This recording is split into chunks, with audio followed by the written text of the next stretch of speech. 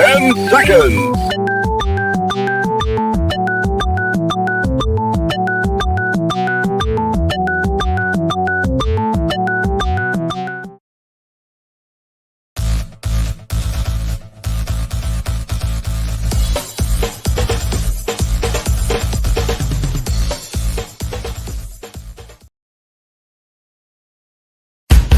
Welcome to Comic Book Spectrum, a Rising Tide Broadcast Network production.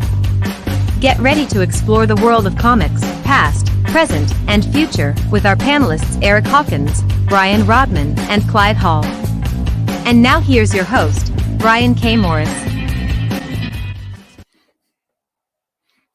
And good evening, everyone. How the heck are you? Welcome to the issue 24, I think it is, the August 5th, 2021 edition of Comic Book Spectrum. Welcome to the show. Hope you are looking forward to some great reviews and some good conversation tonight.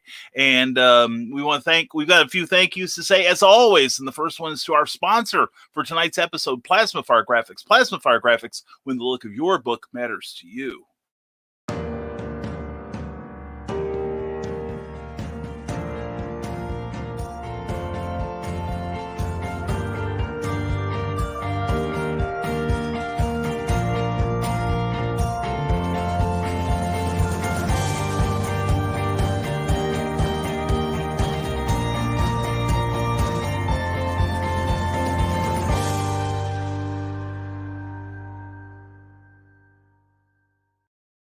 Are you looking for a great book, something to attract customers to your writing? Do you want a great comic book cover even, or promotional graphics, or a groovy little trailer like you just witnessed? Then get in touch with Jeffrey Hayes at plasmafiregraphics.com. He has a great array of talents that he wants to put to use for you, and it's very, very affordable. That's the best part. Anyway, check him out on Facebook. He's got a great page there, and also check out his work on plasmafiregraphics.com. How jazzed am I about Jeffrey Hayes? He did my latest book cover, Snow Ambition, number 4 in the Snow Short series. It's a standalone, quick read crime thriller that you will dig. If you like my stuff, you'll like this. Anyway, please check it out. Plasma Fire Graphics, when the look of your book matters to you, because it sure as heck matters to your customers. And something else that matters should be the Rising Tide Broadcast Network. Check us out.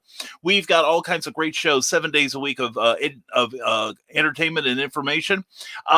Later tonight at 9 p.m. will be Joe Dog McKeel, the Skunk Rocker, Dan, Joe, Heather, and Bill, and whoever else walks in the studio. It's always great conversation on Stupid O'Clock, starting at 9 p.m. Eastern Time, 8 p.m. Central. It's going to be really wonderful.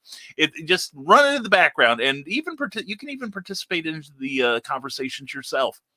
Then following that, around 11 p.m., will be Dan Hollifield's Last Man Standing. More great conversation. It lasts into the wee smalls of the night. Groovy stuff. And speaking of groovy, we love our patrons on Patreon. They're the people that help keep this show going and growing.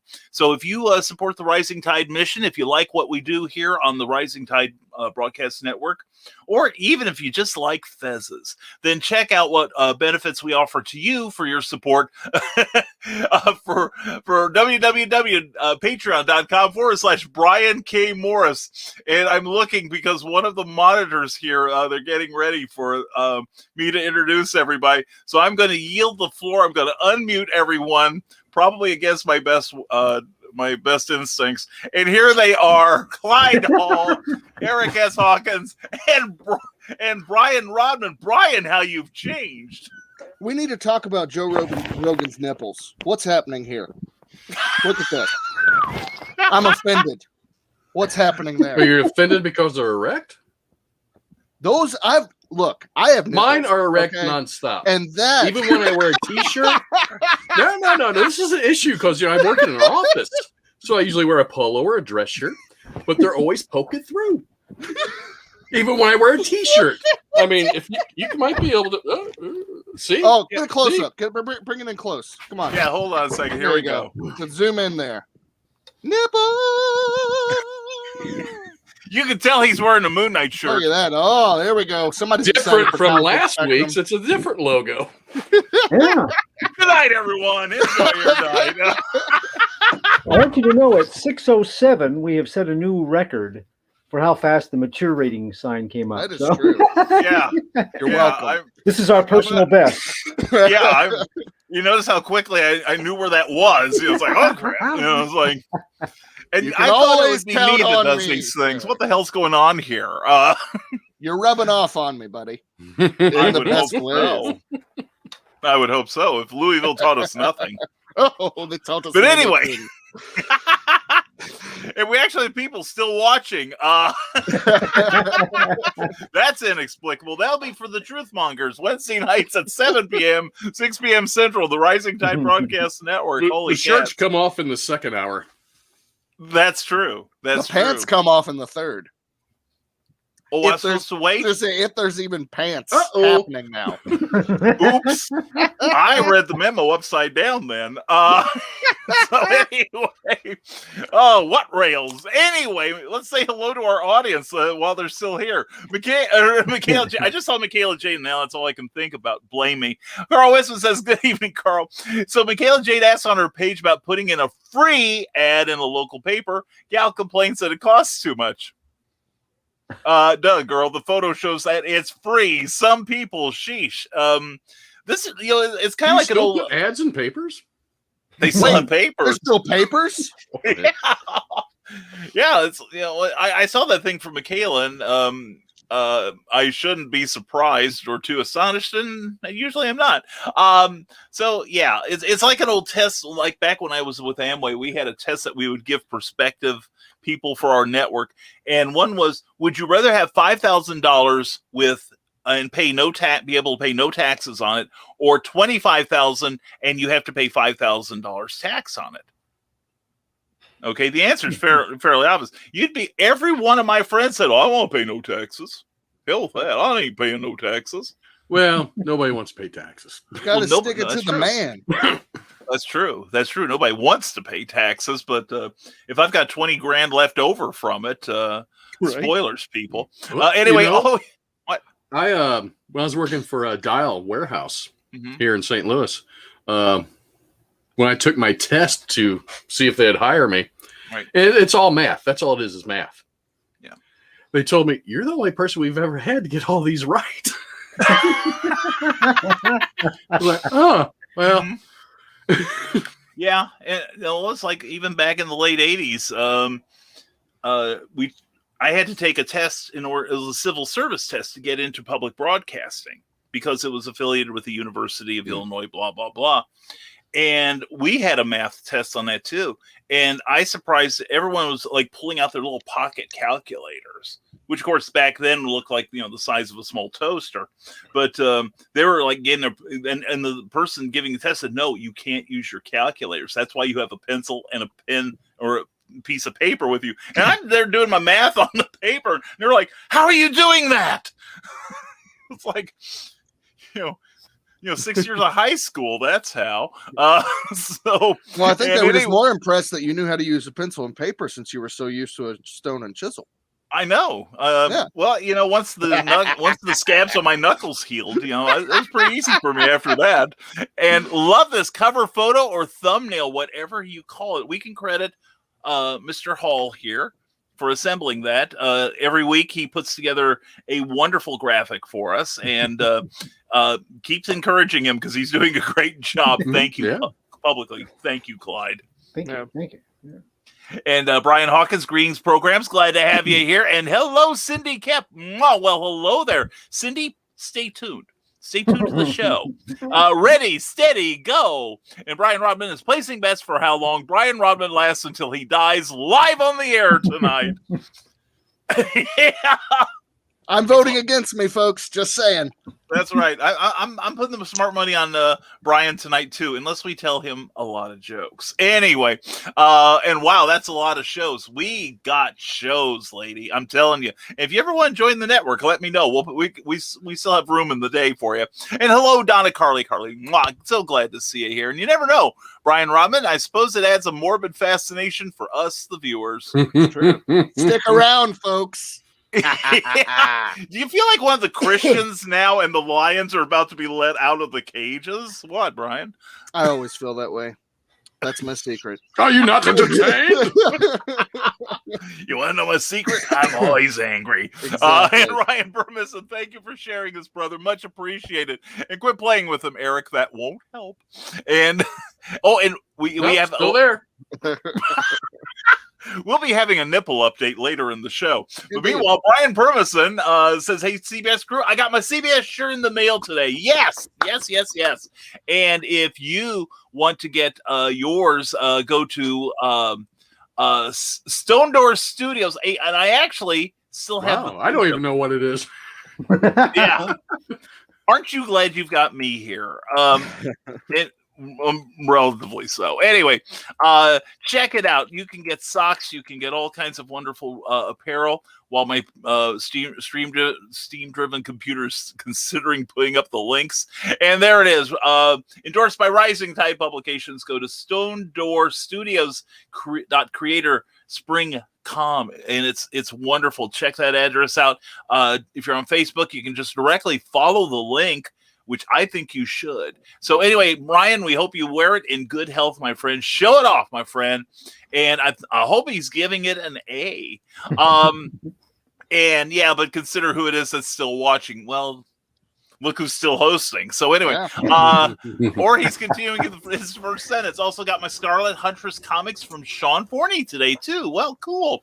Well, we were talking before the show about comics you get in the mail. Stick around, Cindy. And Ryan Permison, nice shirt, Clyde. I like the Hulk character too. Let's show our lovely model, Clyde. In all of its glory, that beautiful Marie Severin cover there. Classic. Good taste, Clyde. Good taste there. And speaking of good taste, there's Keisha Acuff. Hello, beautiful people. Mwah. Hello, beautiful you. Hope you're doing well. Check out her brand new show she's co-hosting with our own Peppermint Princess, Willow Schuyler. It's called Cryptid Crunch, and they talk about cryptids and other monsters. And it's really wonderful. So please check it out. And speaking of checking them out, there she is to save the day. There's Michaela J. Mwah. So glad you're here, Michaela. Check out her morning motivationals. They're about 1 or 2 minutes worth of kicking you in the butt to get your ass out of bed and get you creating, because somebody else is eating your lunch if you ain't. And she goes on to say, yes, Carl, the level of dumb scares me. Yeah. And Ryan Permison, has everyone read Animal Eye this week by Cindy Kep? I did, and I enjoyed it. Well, stick around, my friend. Stick around. And Carl Wisman replies to Kayla, she's your friend. That's yeah. And Ryan, will come back to your question. Real quick, I think we can do this. Favorite Hulk cover or comic series run? World War Hulk. World War Hulk. Yeah, where his hands on the earth. That is probably my favorite cover. Wow. I'm trying to think. Mine would either. No, go ahead, Eric. Mine. I just like the art on the cover, and there really wasn't a lot of art. As Dale Keown cover, and I think don't remember the number, but just him like this. I think he's in silhouette, and the rest of it's all green behind it, real fluorescent green. Yeah, They made like several different. There was a regular edition of it, and they also made like a glow in the dark version, I believe. Yeah. Oh, good choice. Clyde, how about you? The one that really got my attention, and every time I see it, I stop and look at it. Now, Marie Severin is one of my favorite Hulk artists and colorists. I thought that she really made the Hulk much more than a monster. But Steranko, where the Hulk is holding up the Hulk, I don't know the number of the issue, but isn't that right? Is that the one that's kind of a side view? I think that if that was Hulk Annual #1, but written by Gary Friedrich, drawn inside by Marie Severin. Okay, with the Inhumans. But it seemed like it was Steranko that did the cover. Is that? Yes, that is correct. That one, I mean, every time I see that image, I just freeze. I'm like 6 years old again, going, whoa. Yeah, so that's got to be my favorite. Yeah, mine would be a toss-up between the original 6-issue run. The first 5 issues were by Jack Kirby. The last issue was by Steve Ditko. And inked by Paul Reinman, Steve Ditko, 1 issue, really nice. Hulk looked creepy. And Dick Ayers. Those 6 issues were great. Then probably on my next would probably be the entire Peter David run. Peter David, who's also a novelist, has written dozens of other, characters for different companies. Mm-hmm. He did like a 12-year run on the book, and it was amazing, almost revolutionary. And if you see who they call the Professor Hulk, a name which, by the way, he hates, Peter David does. They got that from that run, but it was always changing, always something new. Lots of humor, lots of action, lots of do or die stakes. But again, that's 12 issues. So that's a long time. But you can't beat the original, I say. But that's a great question, Ryan. Thank you. And Ryan continues, if I want to read The Phantom, The Question, or Dr. Fate, where should I start? The beginning.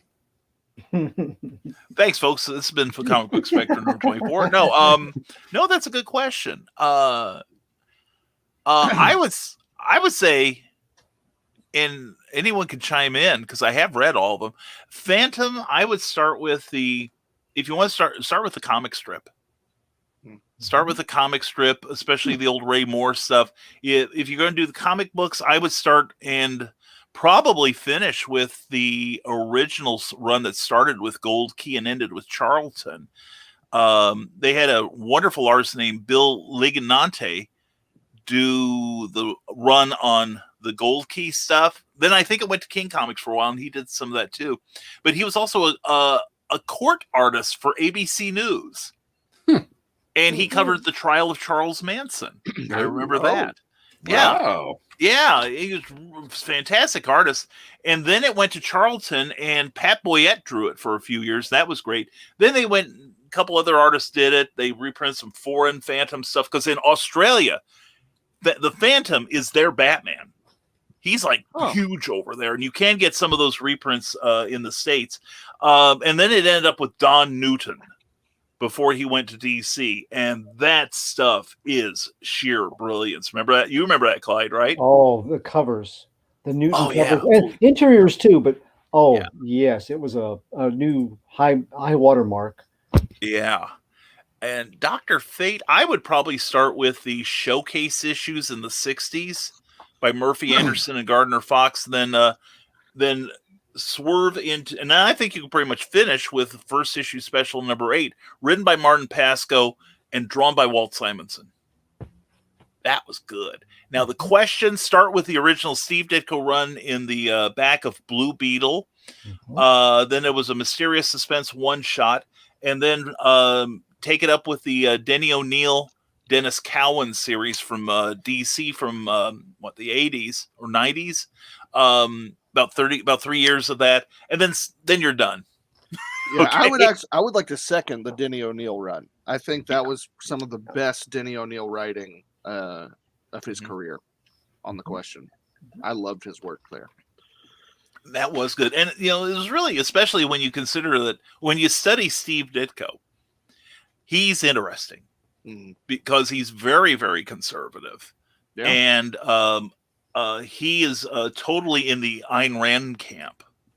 Okay. And that's really colored his career in the last half of his life to a large degree. But it was very conservative. But Denny, who was a noted liberal, took the strip over and really brought a much needed humanity to the strip, I thought. If the question is too much of an open book for you, not mysterious enough, try Mr. A. Try reading Ditko's Mr. A. Yeah, you'll run screaming through the question. Mr. A was a fanzine character that basically you were either right or you were wrong. There's no area in the middle. It's a terrifying glimpse into a psyche. I would mention this. This isn't listed, but just this really quick sidebar: the Phantom Stranger by the Mike Mignola run. Yes. Amazing. Yes. So yeah, Ryan, if you can find that, get your hands on it. I know it's in the Mike Mignola DC compendium, but you can probably find it, in trade paperback as well. It's very good, very, very good. And even before that, the originally the Phantom Stranger was from the 50s, very short-lived book. They brought him back, and I know there's a black and white showcase volume. I believe. I didn't know that. I think it is reprinted, and it started out again as reprints of the Phantom Stranger. Then they started doing news stories by Mike Sikowski and Bill Drought and Neil Adams. Yeah, Bob Kanigher, Jerry Conway, and then there was like a 3 or 4 year run with Len Wein and Jim Aparo. Until Kupperberg and Mignola did that 4-parter, this was the high water mark for the series. And then it became one of those things where it was like a mystery title, like House of Secrets, and the Phantom Stranger was more or less the horror host. And that was very disappointing. But that's a good choice, Brian. That is good stuff. I thought just talking about like the Phantom, and then that made me think of the Spirit. Will Eisner's Spirit, and then the Phantom Stranger is very much along those lines. So, definitely. On the Phantom, it's always fascinating to me about how Australians. Yeah, he is like their main superhero. A few years ago, they did a reissue of the Captain Action. Playing Mantis Company did the Captain Action sets, and by the time that those came along of the Phantom sets, you couldn't get the figures. They had gone back to putting just the costumes in the box, and it was direct sales only to comic book shops, so you couldn't get them as easily. I grabbed quite a few because I was working in comics, and I kept a bunch, and then I was like, I'll put a couple on eBay, and oh my God, and I wasn't shipping out of the country. And I had Australian folks that were, like, who do you want, Mike? What are you going to sell that for? Who do you want killed? Could you send that? I see it says the United States only, but would you consider sending that to Australia? Because, back at that time, it was hard to track anything out of the country. Yeah. I was afraid that they would demand a refund because it never arrived, and I had no way to prove that it did. But I talked to and struck up some conversations with Australian fans, and you're not kidding. He is their Batman and Superman kind of rolled into one, I think. Oh yeah. I had no clue that he was that big over there. Yeah. Seriously. I don't know. Yeah. Is it because of Billy Zane? No, I don't think so. Although I would understand that was an amazing movie.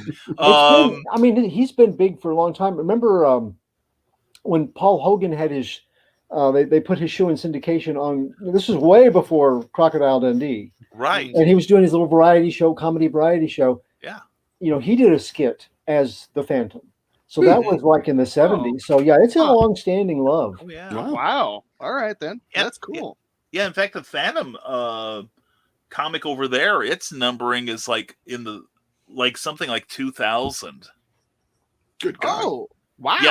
Yeah, I think for a while it was even weekly, and I think some Americans were even submitting stories just to keep up with production. I think it's monthly now, but HarleySlavic.com, you might be able to get some stuff from him. Oh, I know that he was carrying them for a while. # always promote your friends. So anyway, so hope we answered your question. And Carl Witzman is fully prepared for Eric's nipples, saying, "I'm already on the whiskey, guys." Oh, wow. All right. Carl, be careful. You may need your wits about you tonight. There we go. There we go. Eric's all lubed up and ready to go. And Carl, maybe not for long, says Michaela Jade. My friends seem to be sharing my level of frustration with her. Oh, this ought to be good. Don't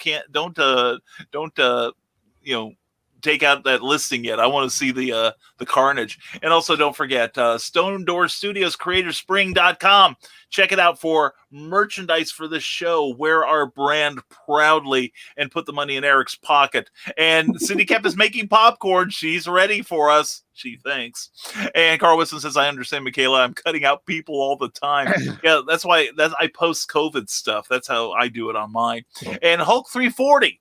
There we go. Wolverine with Hulk's reflection in his claws by McFarlane, by Todd McFarlane. Fun fact: Brian's gonna hate me now, but I'm not a huge fan of the way McFarlane drew Hulk. I know.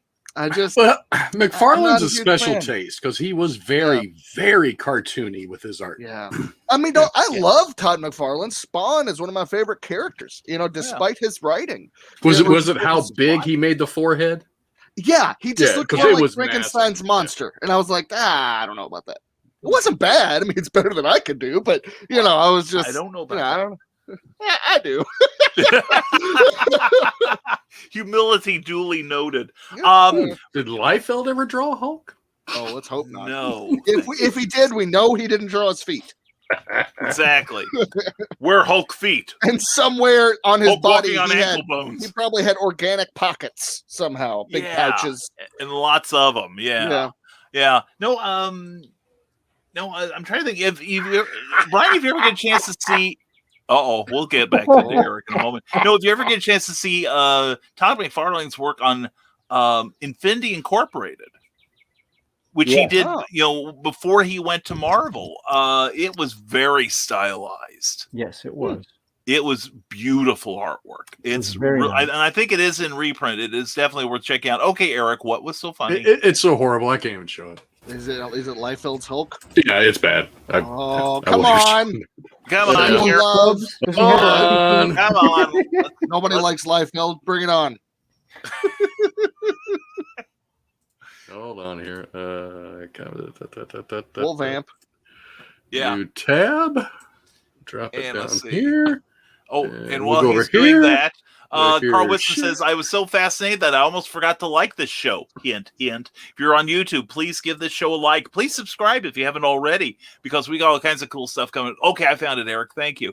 And also, please, if you're on Facebook, please like this video if you enjoy any part of it. And be sure to like the page you're watching it on as a thank you to our host. And let's get that going there. Oh, I forgot he did. Oh, my God, I blocked it out. Look at his little head. Look at all those teeth. What is this 90s grunge hairdo he has going on 97, yeah. Oh God. I remember that now. I had blanked it out. Damn you, Eric Hawkins. Damn you. So bad. It is bad. Yeah, that's oh God. I can draw a better Hulk than that, Brian. I know that. Clear search history. Hulk than that. Good God. I'd forgotten. No, that was part of the Heroes Reborn thing, where for like a year or two, Marvel said, well, the sales on FF, Captain America, the Avengers, and Iron Man suck. So let's give it to Jim Lee and Rob Liefeld to destroy. And it was so bad that when they did this Heroes Reborn this year, everybody saw that title and first went, "Oh no, it's it's something different." But they wondered why they even dusted it off to use it. It's just got such a bad memory for everybody. Yeah. It was traumatic for many of us. And Ryan, you've got a great question at 7:21, and I think it's something we'll bring up after the reviews. How's that? And Phantom Stranger Stories, the Ninja Genko, glad to see you here. Rick Bradley, good evening, one and all. I'm drying, so entertain me. Yeah, no problem. If we hear a crash and a scream, we'll know it's you. And a Ninja Genko, Phantom Stranger is awesome. Fully agree with you, my friend. Fully agreed. And Donna Carlene has already liked and shared. Thank you. And she loves the Phantom. She reads it every day online. Oh, great stuff. Great stuff. Cool. And be afraid, says Cindy Cap. And that thing looked like Teen Hulk. I know. Teen angst. I'm having flashbacks now, and they're not good ones. And Candace Comaleri, who is a great artist. Hello, fellas. How are you? Good evening. Mwah. My darling, I'm so glad you're here. Candace is an extremely talented artist. In fact, every day I've got a Skyman portrait that I look at when I do these shows, and it gives me strength and courage to go on. And Heroes Reborn, says Brian Hawkins. Liefeld work, and that was horrible. You want to see something worse? Look at his Captain America #1. It's the only place you'll ever see 9 holes for a rotary phone. Yeah. Even Brian even knows what that is because he's a young kid compared to some of us. I had a rotary phone when I was a kid. There you go. Yeah, but I'm hip with the old folks. I know what's up. There you go. Well, I'm not even hip with the old folks. And Nirvana Hulk. It smells like Teen Hulk. Yeah. Smells like Teen Hulk too. And we've distracted them long enough. Time for some reviews. I think you're right. And Ryan, we'll get back to your question. That was a super question. Otherwise, we were probably going to rag on DC. We can't do that without. Or talk about how bad He-Man is. Oh yeah, that's another. Or how great it was, and how Kevin Smith has redefined the character for a new generation. And this is now Kevin Smith actually made me enjoy Masters of the Universe more than I ever have. I look forward to your emails. There you go. Yeah. All your hate mail and your letter bombs can be addressed to B Rodman at. Yeah, I'd love to read them. Keep those cards and letters coming, as Dean Martin used to say. So, who would like to go first? I'll go first. All right, Brian, do this thing. And what do you have what are you reading for us and reviewing for us this week, sir? So, oh gosh. All right. So you all know that I love horror, comics, movies, TV, everything, right? Especially, like werewolves, vampires. Those are my my junk food, my comfort zone. Even mummies? Even mummies. I like the mummies, the juicy ones. They're good. However, I know I mentioned this a couple weeks ago. I was at where was I? Gem City Comic Con, and picked up some Blood Scream comics, which are old school. They've got that vibe that you would get from like the old creepy magazines and things like that. And I specifically picked up quite a few, actually. I gave them a lot of money, but this particular mini series, it's just 2 issues, and it's based on an indie film by Todd Sheets, who you can actually look it up on, I believe it's on YouTube. And the film and the comic are both called Bone Hill Road. And that is ominous enough.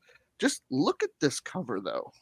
That's what immediately grabbed my eye. I mean, that is straight from like The Howling kind of, werewolf. And I dig werewolves so much. And issue 2 is actually scarier because it's a regular person who looks terrifying. See if I can get the glare off that. Wow. Maybe not. So anyway, I have to say, you can get these on Bloodscream Comics, their website, bloodscreamcomics.com. And they've got a lot of really great material. I'll probably be revisiting some of their stuff in weeks to come for reviews. This, I have to warn you, you know how much, like I said, you know how much I love horror. I write a horror series. This was probably too much for me. And this actually is the darkest comic I have ever read. So trigger warnings all over the place. Carl, yeah, I see. Luna, everyone. There we go.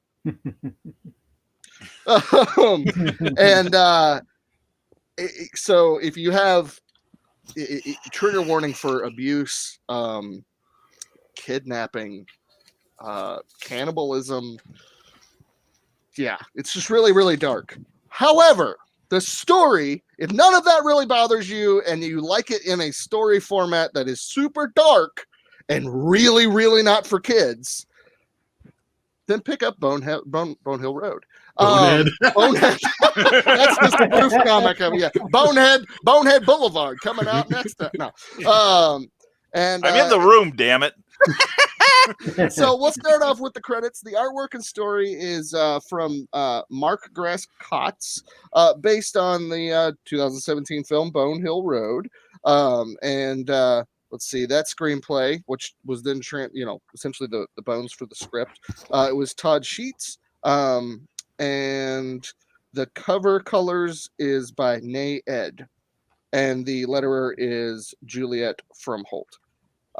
Editor-in-chief is Matthew Brassfield. So, diving in, and there's some of these pages I'm not going to show, but I got to highlight just the beauty of the black and white. It's all in black and white, and it's so good. It's so good. Nice house. Yeah. I mean, this is like when I picked it up, because I've never seen these books in stores or anything like that. Very, very old school indie, comics. And I opened up the books and I was just thoroughly impressed. I mean, I'll flip to, just kind of a mild page here. This is the first time where you shows the creepy guy on on the cover of issue 2. It looks like what's his name from Waco? Koresh? David Koresh. Yeah. Oh yeah. Well, madam. Nice drawing though. Madam. Who's on the show right now? Do you want to do? I hear Carl's looking for me. Because Carl Whitman said I was okay till the cannibalism. I guess I do have limits after all. Is this the Luna show? That comic even scared Luna off. Yeah, get out of here. So anyway, the story opens with a mother and her daughter escaping an abusive household, and they are successful in their escape. And then they start driving and they realize that they are about to run out of gas. They swing by a gas station, and lo and behold, they meet this man who is just ridiculously creepy looking, and he acts super creepy. He's like, I'm gonna give y'all directions. Just turn left on Bone Hill Road and y'all be all right. He's really freaking weird. And so they are stupid enough and take his advice. And while they are on the road, they swerve and crash, which I love how it shows that. Like, it's just blurred. The headlights are, kind of doing their thing. And then in the silhouette, you see what they tried to not hit. And it is the arm of a werewolf. And so they crash. And the first time that you see the werewolf, he jumps on the hood of the car. There's your sound effect, Boom. Eric. And I mean, look at that. Like, just great, classic, fast panel action. And there he is. And so they found themselves in a terrible situation. They somehow escape the car. And they are running down the road. And this is one of my favorite pages in both issues. It shows the 3 werewolves that are chasing them and the house, the ominous looking house that they find that they're going to have to run into for safety. And so they bang on the door. They finally break in because no one's answering. And unfortunately, they open the door, go in the house to find some ladies being kidnapped. And they try to help them. They try to help them get out. And then at the end, the surprise, the owner of the house shows up. And it's Mr. Creepy from the gas station. Issue 2, I'm not going to show any pages for. Because issue 2 is where things got really, really disturbing. And I don't think I'll ever read it again. Because it was that heavy. If you enjoy like really dark horror, and if somehow my description of what the story is strikes your fancy, go for it. There are other more lighthearted horror stories on their website.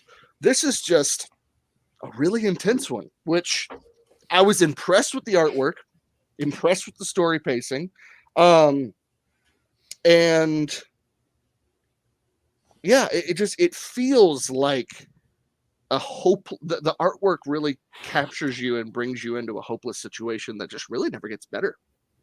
And that's kind of why I don't care for horror stories that don't have any hope in them at all.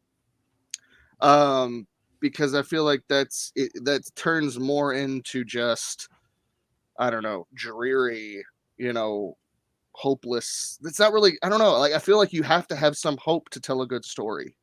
And not that there's no hope to be found, but it really doubles down on just, one terrible thing after another, until the very, very last couple pages of the second issue. one, spoiler alert, one character makes it out alive. Of all the ladies that are kidnapped, of the mother and the daughter, of, the creepy guy, one character makes it out alive, and it's not a happy ending. So from its own, I had to be kind of objective when I reviewed this, because personally, I don't like that aspect of these two issues. However, if that's what you're going for, it's brilliant. It's a great story. In that regard, the artwork is fantastic. I keep going back to that because that's what captured me from the get-go. The artwork drives the story. The dialogue is great. You care about the characters. All those buttons are pressed. It's just, for me, I wasn't a huge fan of the hopelessness that just runs throughout. So I would give Bone Hill Road both issues, complete story in 2 issues. Bone Hill Road is an 8.5 out of 10, because if you enjoy this kind of story, you're going to absolutely love it, because it's fantastic. If you enjoy the hopeless horror, that's as good as you're going to get in comic books. It is well done, well crafted. I'm very impressed with just the, I'm surprised this isn't in a Dark Horse publication. I really am. It's that good. But like I said, I'm just not up for the hopelessness, but their other books are really good too. And they have much lighter stories. So I'm very much looking forward to the quality, but with a little more hopeful storytelling. Favorite werewolf movie?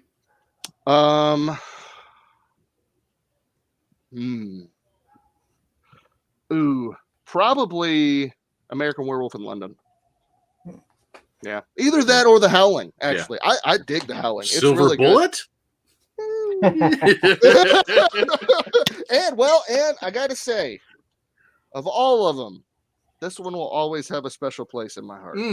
Oh yeah, the original Wolfman with Lon Chaney Jr. That's honestly, that was the first black and white Universal horror movie I ever saw. When I was about 6-7 years old. My dad noticed I was really starting to get into monsters, and he was like, I got something for you. Because at that age, these movies aren't that scary, And so he popped in the VHS of The Wolfman, and I fell in love with monsters. Doubled down. And here I am today. Here he is reviewing hopeless books. So, folks, if you don't think there's enough hopelessness or enough cannibalism and human trafficking in your comic books, this is the book for you. I guess. And don't get me wrong, they handle all of that very well. I would say if you like the Saw movies with werewolves, then you would like this. Ooh, I'm not a huge fan of the Saw movies. I love the first one because of that twist at the end. But I would say if you enjoy that kind of horror, you would like this book a lot. Sounds good. And we've got some more comments here pertaining to the previous thing. Eric Hawkins, your evil twin, Eric, no doubt. Carl, I'm surprised. I wouldn't think eating a person would be your limit. And he goes, ha, ha, ha. Probably a nervous laughter now that he's been discovered. And by the way, Eric, would you happen to have any Grey Poupon? No, but I do have Prince Albert in a can. Actually, I do, because I walk by it. It's in the china cabinet all the time. I walk by there, I keep looking at there. Where did that even come from? And Bobby Nash, BobbyNash.com. He loves comic books, and we love Bobby Nash. By the way, Bobby Nash will be one of our guests on Clever Tile Pending this coming Tuesday, along with Charles F. Millhouse. I'm just going to ask how they are, and they'll start talking. They'll be fascinating. Nobody will know I'm gone. Anyway, glad you're here, Bobby. Hope you're having a great evening. And I gotta give Bobby a shout out. A few weeks ago on the morning show, never mind the Furthermore, every Monday, Wednesday, Friday at 10 a.m. Eastern. I got these these figures from Dollar Tree, but I'd missed out on the Skeletor. Well, Bobby Nash said, "Brian, let me dry your tears," and he sent me the last one I needed. Bobby, I love you, man. And your Skyman novel's in the mail as of this afternoon. And Brian Hawkins says, was thinking Brian R. might do the lone book I picked up this week, The Golem Walks Among Us. That's in the Mike Mignola's Baltimore universe. I will be doing that one next week, Brian. I really wanted to do one of my one of the Blood Scream comic books that I picked up and I just so happened to pick the one that was the most intense. Yeah. So yeah, but so he can put it away and never see it again. Oh my God, that's awesome! Thank you, Brian. Thank you very much for enduring that so that we don't have to. Yes. Yeah. Thanks for walking across that minefield for us. So who's next? Hey, I'll go. Coolness. Will you share We'll make this the order from now on. How's that? Can you share my screen real quick? I just want to show one image to Brian. Yeah, by all means. Yeah. There we go. And share it now? Yeah, go ahead. Okay, excellent. And we'll make that full screen. Ooh, is that? I did that a couple months ago on the Drawn and Quartered show I do after this one. Oh, that's so cool. Yeah. Love that. It was Universal Monsters Night. Yeah. Oh, that's sweet. Awesome. That is so sweet. Yeah, thanks. Yeah, and you got my first Universal horror monster on there, which was the Creature from Black Lagoon? No, the Invisible Man. Yeah. The first time I saw anything from the Invisible Man, it was Abbott and Costello meets the Invisible Man. Yeah, and it was a wonderful introduction. Those are great movies. Those are great Universal movies. Yes, I love their horror. They're just their standalone horror too. Hold That Ghost is my favorite Abbott and Costello movie. I can't find it anywhere. Oh, yeah. Surely, maybe it's on YouTube or somebody's put it on there. But, I look every now and then, and there's a trailer for it, but there's not the entire movie. I don't think. Well, heck. Yeah. No, I remember my misspent youth. I was about 6 or so. And our horror movie was on Thursday nights. It was Way Out Theater on Channel 3 WCIA TV, and the host's name was Trebor. Which makes him real easy to figure out who it was. You just look for some guy in the office named Robert. But they would have like a 10-15 second silent clip from the movie that would follow. They did that with the Late Show every night before CBS started putting on something in the evenings. Well, anyway, Thursday nights on this one, my parents saw that I was getting into like famous monsters of filmland, like like your dad did you, Brian. Yeah. And so they said, let's watch Way Out Theater together. And I'm like, yeah, let's watch it. It's the Invisible Man. Yeah, I love the Invisible Man. Never heard of him, but I love him. and so they sat me down on the couch, and I remember the preview came up, and I'm excited. I'm like, this is my first horror film. It's great. And it's that one scene where the constable is running through the park down that S-shaped curve. And then I see this empty pair of pants jumping after him. I let out this girlish scream and raced back to my bedroom. I don't remember hitting the floor. I think I just launched myself off the armrest of the sofa, and I slammed that door shut. And I'm like, I can never come out again. I'll die of starvation in here. And my parents finally coaxed me out. And we sat and watched the rest of the film together, and that was when my love affair of monsters started too. So yes, Universal Monsters, they'll do it to you. Oh yeah, they're great stuff. And like with the Abbott and Costello movies, yeah, that and Frankenstein especially. Unless it's a reboot of the genre. Well, there's that, yeah. Anyway, and you know what? I love the Hammer films too. They're a lot of fun too. Yeah. Christopher Lee, Peter Cushing, Ingrid Pitt. Oh my God, how I loved Ingrid Pitt, or would have killed for the chance to. But I know. Talk about human trafficking. Yeah. Well, I'd have made traffic over to England just to make sure that I got to look at this woman. I'm telling you. But she's hot. She was hot. But no, her Wanda Bentham, whose son is Benedict Cumberbatch, by the way. Is he? Is he really? Wow. Yeah, she was in. In fact, his parents were in an episode of Sherlock once. So anyway, hey Brian, really quick. Yes. I have to show Eric this. You think his nipples were hard before?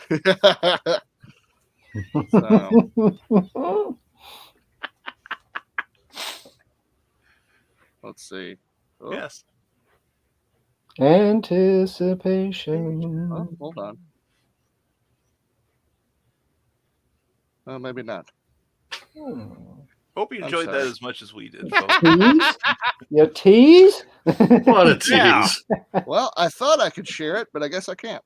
You should be able to across the bottom of your screen share. Yeah. Okay, share and then share screen. Share screen. Share screen, yeah. It should ask you which screen you want to share. Yeah. Yeah. Share. Then you click it. Yeah. Then I think it gives Brian a notification. Okay, there it is. I got it.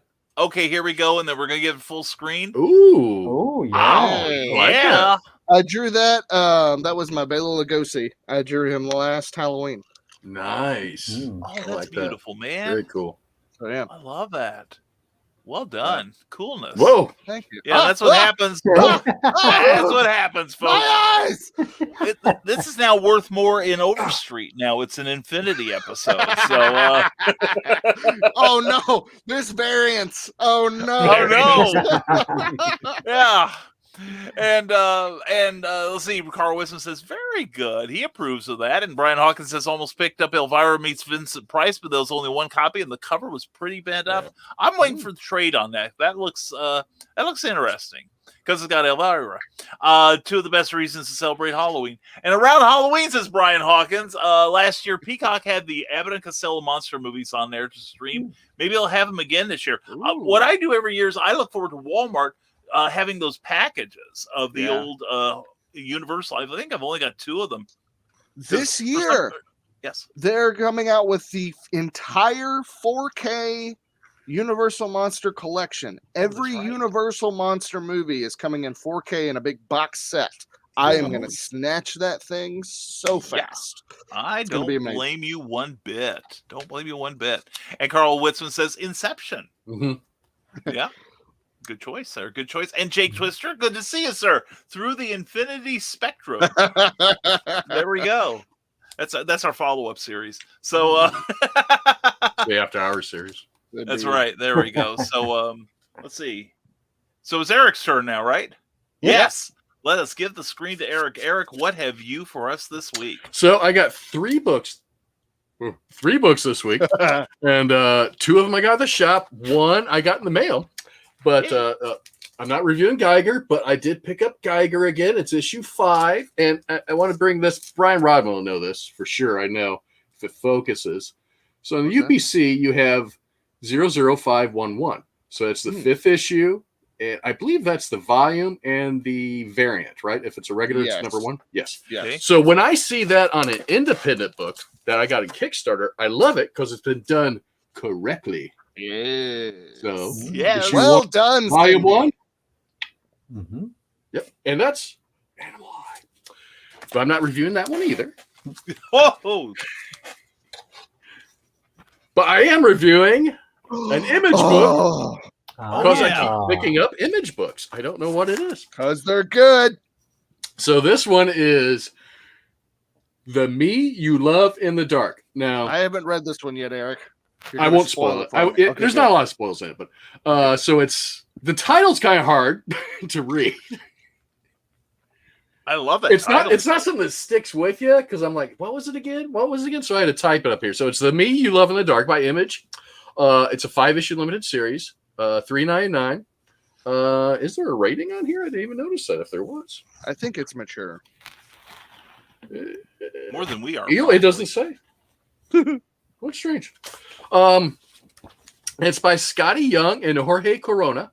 Jorge did the art. The colors are by not gonna read that French name. But it was lettered by Nate Picos.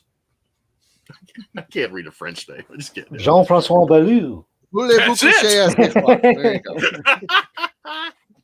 So this is the same team that did Middle West, which I had not read, but the guy at the comic book shop was telling me I should read, so I'm going to go look for that. And I picked it up because I like Scotty Young's art. When I see it, and I read some of the Oz books he did because I kind of like Oz. I did reach out for him to do a cover for my Oz book, but I really didn't get past the agent too far that said Scotty was just too busy for that kind of stuff.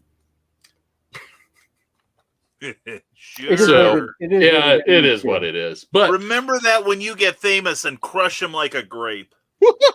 He probably didn't even know. He's kind of a big-looking guy. I don't think he does not look anything like his name. I just thought this little bitty scrawny guy. No, he's a little scrawny guy. But I looked at their website and I saw the covers for the next issues coming out, and they're the exact same covers with the same background but different colors in the sky and stuff. But the foreground imagery is different. So I thought that was cool. The house and the shading and the title is all the same, but the foreground art's different and the color in the back was different. I thought that was really cool. I mean, for at least the 3 issues they show. But The book is not going to be for everybody. I enjoyed it quite a bit.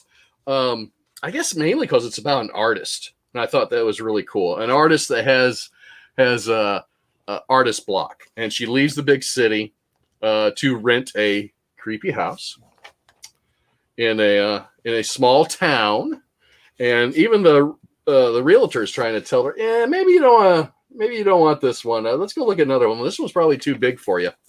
And it's supposedly a lot of people say it's haunted too, but she doesn't care. She goes, oh, well, that's cool by me. Let's move in there.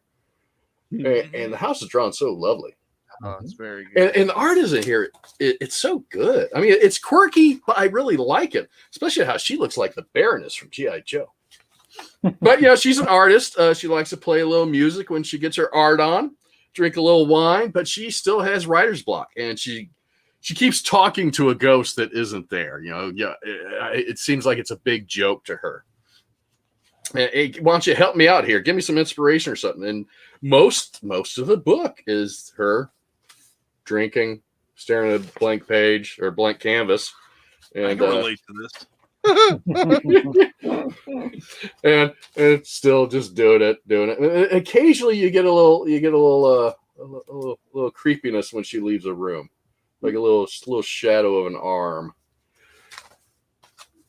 Then her I guess it's her agent who does her art galleries, calls her, sees how she's doing, and says he could tell she's lying in her voice that she really hasn't drawn anything yet.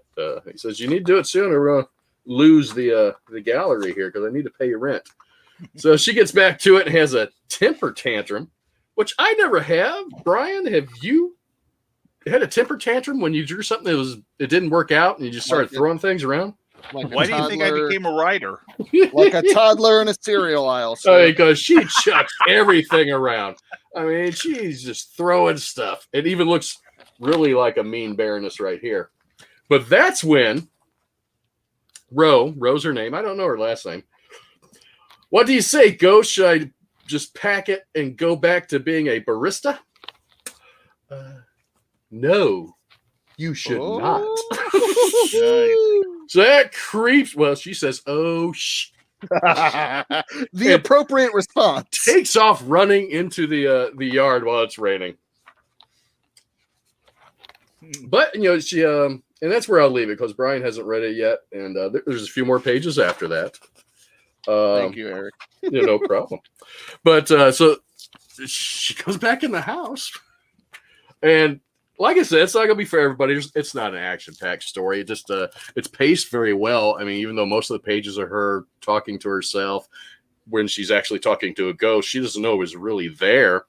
And but the art is very good, and I could see it building up to a better story. Not a better story, but more of a story than what you get in the first issue here. It really leads up to it, and I really enjoyed it. I would recommend it for anyone that likes, the horror genre, like Brian, of course. Because when Brian started talking about horror books, like crap, he's about the only one I really think would review the same book I do. Clyde's really close. Sometimes I think he might. Brian, I don't have to worry about. I don't buy DC that often. Hey, but the Me You Love in the Dark, I would give. I give it an 8.5. 8.5 out of 10. Nice, very nice, very cool. Yeah, I'm really looking forward to it. It's been on my It's been. Clyde will buy them. Yeah, but sometimes we're on the same wavelength. But yeah. Mm-hmm. I really enjoyed it. I didn't even know that was coming out. For me, I think it was supposed to be out last week. When I read it, was supposed to be out last week. I couldn't find it. I was happy to see it on the shelf this week, which seems to be a lot of some of the Image books and some of the Boom and all them. They come out a week later than they're supposed to. It seems like, or my shop's getting a week after, and then I forget about it. I'm like, oh. My shop usually does a week following the release.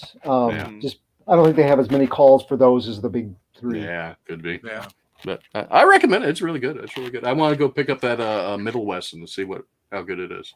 It does sound good. It really does sound good. Jake Twister asks about the barcode. It should be below the barcode. I don't know that it makes a difference.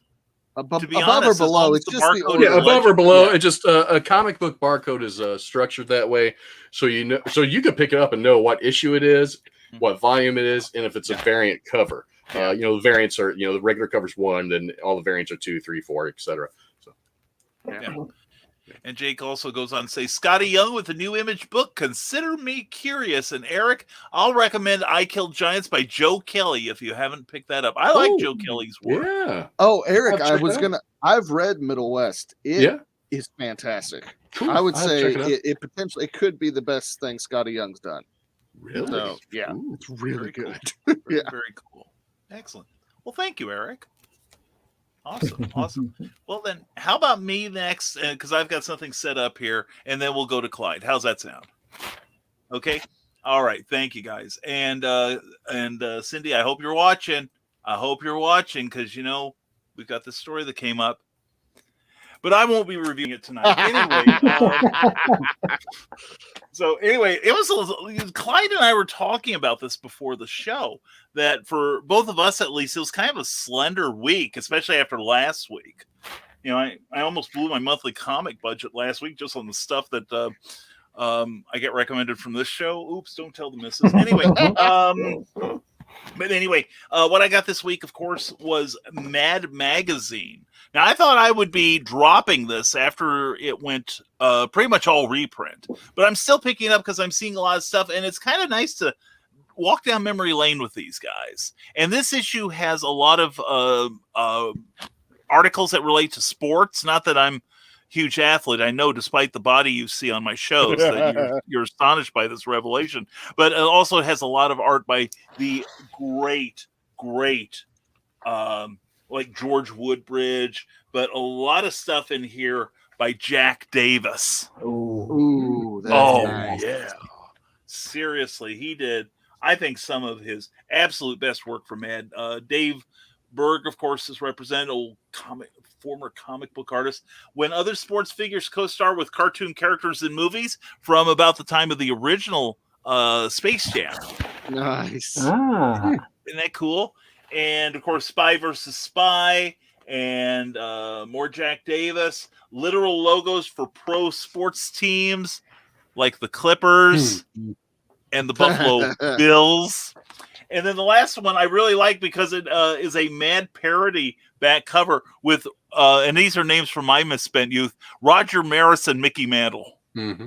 You know, M&M's. Yes. And really good stuff. It's still worth picking up because there's even a Jack Davis story from the Harvey Kurtzman era.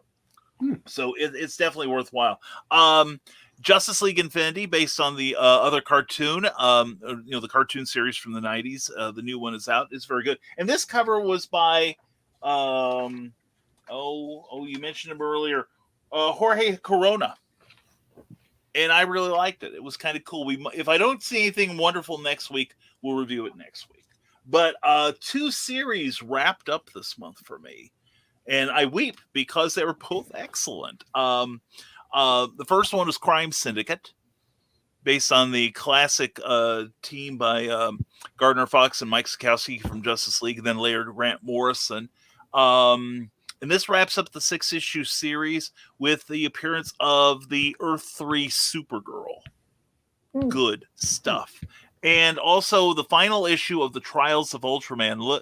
Gaze upon that beautiful Art Adams cover. That is excellent. Yeah, he's been knocking it out of the park, and it's like, man, I wish you had on your schedule to draw an issue or two. But Crime Syndicate was excellent. There's a lot of miniseries I find that don't keep the promise. You know, you read a really intriguing first issue, and then it kind of dissipates, or worse yet, it becomes checkmate.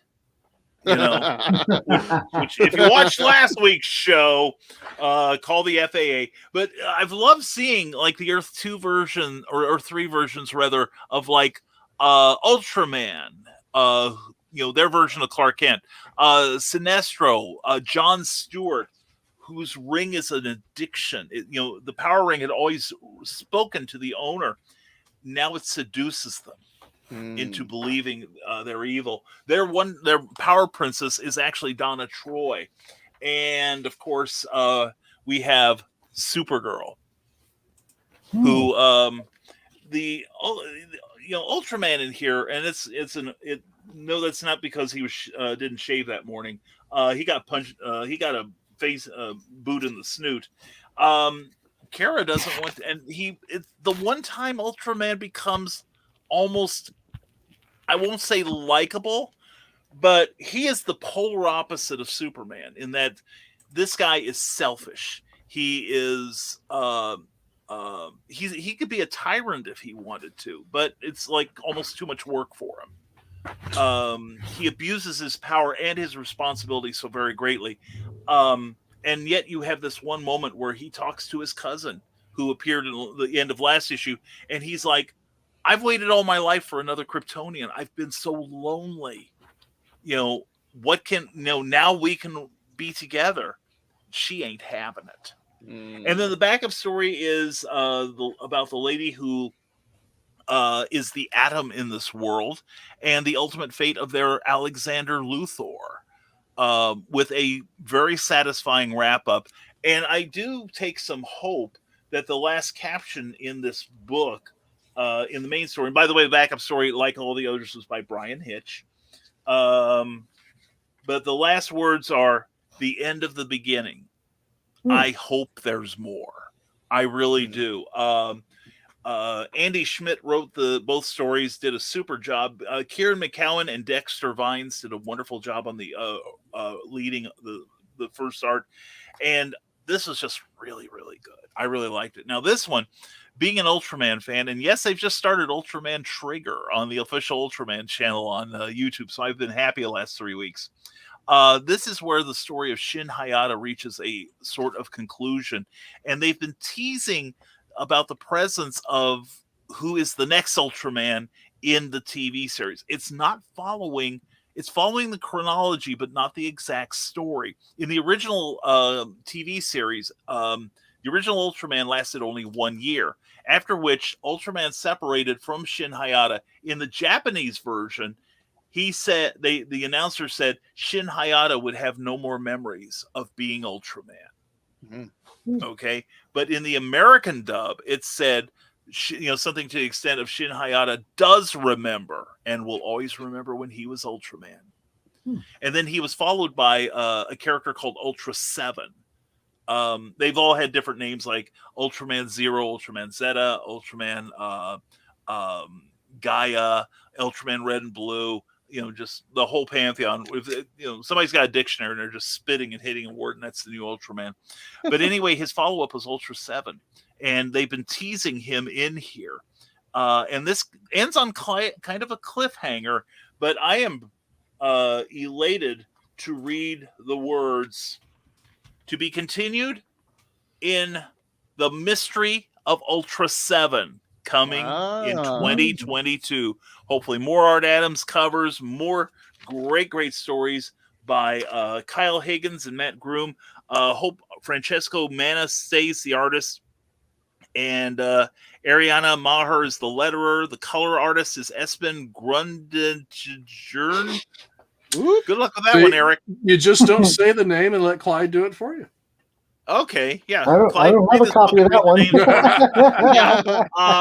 But yeah, there's a lot to love in this. If you like great science fiction, if you love see it mixed with superheroics, really dig this issue.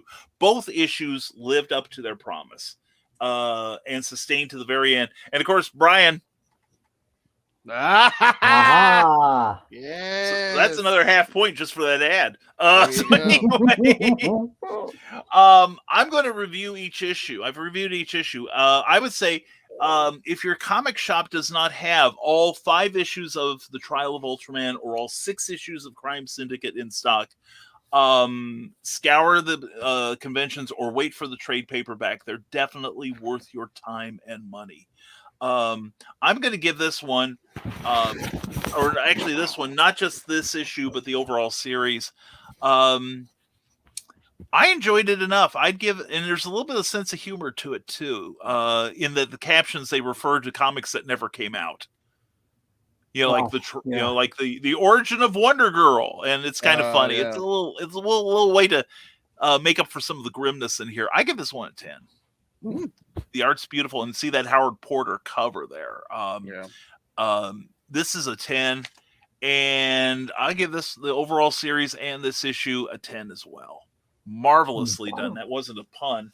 But definitely, like I said, worth your time, and definitely check them out. I think they're different enough, especially Trial of Ultraman. It's like the best of 70s, 80s Marvel storytelling with a character that at least I'm familiar with, but I think other people could stand to be introduced to, just in the way that, Marvel was the first people in second people in comics, I should say, to bring us Doctor Who.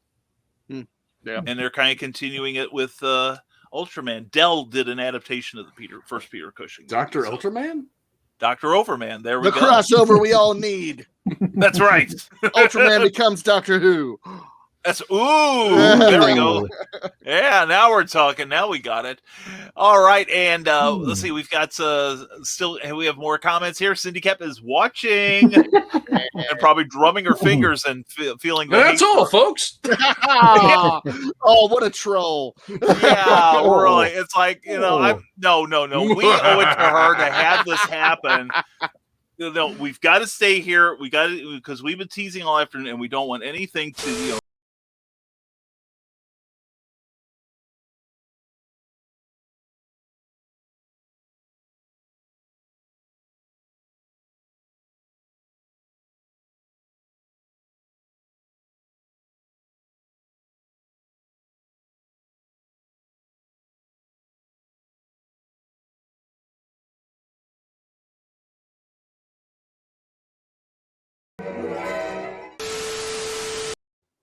Just kidding. Oh my God, we killed Brian. Wasp killed Brian. He's dead. You killed him. No, wait. Hold on. Wait. I can breathe. It's not like last week. I'm still here. Yay. You jerk. Oh my God. Rick Bradley. You came in the wrong time. Anyway, perfect talking about comics. I finally got my copies of Hybrid, Sons of Gods, Killing Fields 1-2, and my RPG Quick Start Guide by the amazing Nicholas Anthony Tockard. I'm pretty excited. Ooh, cool. That means mine should be coming soon too. That's great, Rick. Good to hear. And good evening, Teresa Dunn. Mwah, good to see you. Poetry Expressions on Amazon. Check it out. And Mad Comics is the bum. They still are. And Jake Twister says that Ultraman cover is poster material. Isn't it, though? In fact, all of the covers he's done, and the in the first series, The Rise of Ultraman, Alex Ross did a beautiful front cover for this stuff. So, yeah, definitely. And the interiors are really nicely done, too. Brian Hawkins says, I think Ultra 7 is the Mego I saw last week. They got the hands right on him, unlike the Ultraman one. Oh, excellent. I'm not sure if it was 7 or Tiga. Yeah, there's a Tiga. It's one of those two. But they did have the hands were like that instead of the regular Mego hands. Excellent. Because the regular Ultraman Mego, they're like this, but the new one. Yeah, Ultraman does this thing. Yeah. That he fires beams out of the hand here, and some of them have it like here. Some, it varies, but the original Ultraman had it at his elbow. Yeah. Yes. So not that I'm old enough to have seen the show on TV. But. Oh no, not me either. Anyway, and Cindy kept is smiling. She is smiling. Poor Cindy, says Carl Winsman and Jake Twister. Everyone is feeling so bad for Cindy, and but hey, we love you, Cindy. You know we love you. And check out zkoepp.com for his terrific website, some terrific books. She's a super writer, a super person, and also get her newsletter. I'm looking forward to it. Only 20 more days till the next one. It is that good. And now, speaking of being that good, we have the gold standard here, the one, the only Mr. Clyde Hall. Clyde, what book do you have for us this week? Well, you've covered horror. You've covered some really adventuresome things. Mad Magazine. It's not every day that you read a book that's a launch of a new series and you find yourself chuckling or laughing out loud. At least I don't. And when it happens, it's very magical. Last week, Gru Meets Tarzan came out. And I did laugh aloud at one page. But compared to the one that I'm reviewing tonight, it doesn't hold a candle. I thoroughly enjoyed Animal Eye #1 by the aforementioned Cindy Kep. And, taking nothing away from Gruen Tarzan. I look forward to it. It was a nice, nostalgic walk. But Animal Eye is a launch issue that is, it is funny, it is adventuresome, it is all ages, and it is very well done. It does its business in a way that could go wrong in several different venues, and it does not. It remains true to the vision, I think, of the writer especially, and also the artist on this. So let us get down to some specifics, and then we will take a look at some of these pages because they are very, very lovely. I really like the breakdowns of some of the panels. It's an introduction issue, so not every page is action oriented. Doesn't have to be. I really enjoy it when an artist can break up panels in an interesting fashion, even if it's just talking or setting up situations. And they really, really did a good job on that with this. So, Animal Eye #1 is Bear Publications, $3.99, written by Cindy Kep, based on her novel of the same name, illustrated by Roel Cruz, letters, I believe, by Roel Cruz, and the maturity level, it is all ages. So let's take a look at some of these images. We have a beautiful cover. I love the colors. They're very bright. This is about a game, a virtual reality game. So you have several levels of reality going on in this. It is a very intricate story, a very well laid out one. And you begin, everything is sort of low key, but you have the player that is doing a virtual reality test and going into the game, and you become an animal avatar. She's chosen a bird here. So we get this. We get, later on, we see, in this medieval-like world, we see there's some evil afoot here. And later on, we get a look at, excuse me, some of these, like I say, it is part of a game, so we have game graphics, little meters and hit point charts and things like that to keep the player advised of where they are in the game, how they're doing, if they need healing or not. And then we get into some action near the end of the story. Just love the excitement. Comes right off the page. Okay, so let us get into our meat and potatoes here.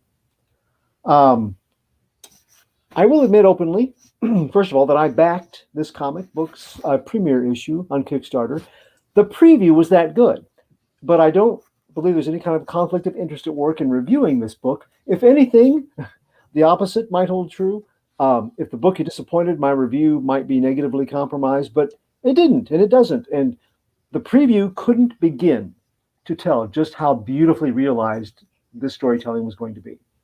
Part of the reason it works against sizable odds, in fact, is author Cindy Kep wrote the book that this comic is based on. So she's got more than just a passing familiarity with the narration, the narrative line of the story. The story elements could have been mishandled in less talented hands, but in almost every instance, this creative team cleared hurdles and kept a many-layered introduction on track.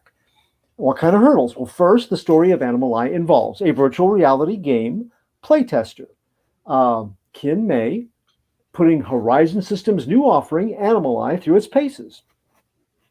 A host AI greets her and helps her set up her character, giving readers a good introduction to the game mechanics. Since players take the roles of animals in the game, Kin settles on a crow character, Ava, and gets the guided tour with a virtual medieval-style city. Now, this is where issue #1 begins putting Cindy and artist Raul Cruz through their paces, because we have the human player, Kin. We have her crow character, Ava. We have the host AI, which Alan Ivan Turning, offering their commentary and thoughts, while the game is also presenting NPCs and other players. We eventually meet Aussie, I hope I'm saying that right, Aussie the herbalist, another player, his dog avatar, Nagid, and another animal character, the she-bear, JL. Multiple narratives and the storyline of the game could become muddled and confusing. It could be really a hash of a foundation relegated to a scrap heap that you could mark great concept but poor execution. But Kep and Cruz accept the challenge and successfully work it with insight, exposition, foreshadowing, and humor. Playing the game, Kin maneuvers Ava into gaining experience and enabling the crow's ability to talk, and also partners her bird character with a human healer, Aussie. Nagid's player gets a princely master for his canine character, while JL the mother bear begins a quest to find her missing cubs. In the countryside around our players, like we saw in the one scene, an evil force rises from nearby Ilion and its Temple of the Elef, and it appears that either in the VR game storyline, or maybe because of a hacker attack on the system, we don't know yet, a stream of powerful undead creatures is unleashed. They look kind of like zombified Borg, and they're just as formidable. They destroy NPC villages in their path. When the Animal Eye players and their animal avatars make contact with these creatures, a battle ensues as the first issue reaches its conclusion.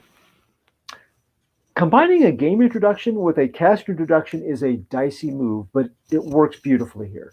As someone who plays very little online gaming, I was afraid that the VR game elements might hamper my understanding, maybe get in the way of the narrative flow, but instead, Animal Eye manages both and keeps all layers of the story distinct, sensical, and flowing.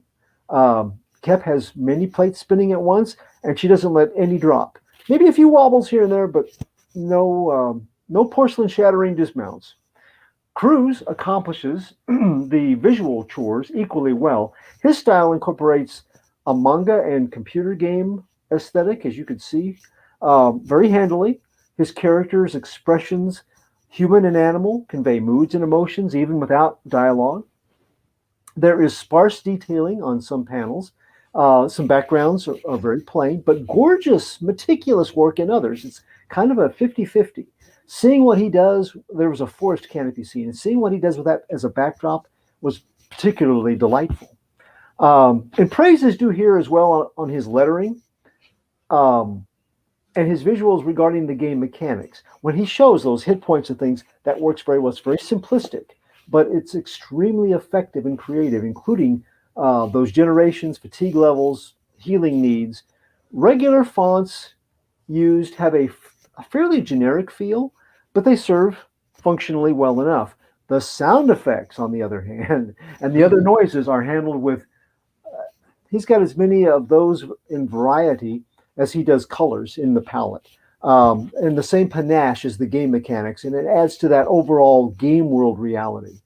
There's a great moment of combined sublime story and art complicity when our protagonists discover a village littered with the slaughtered inhabitants.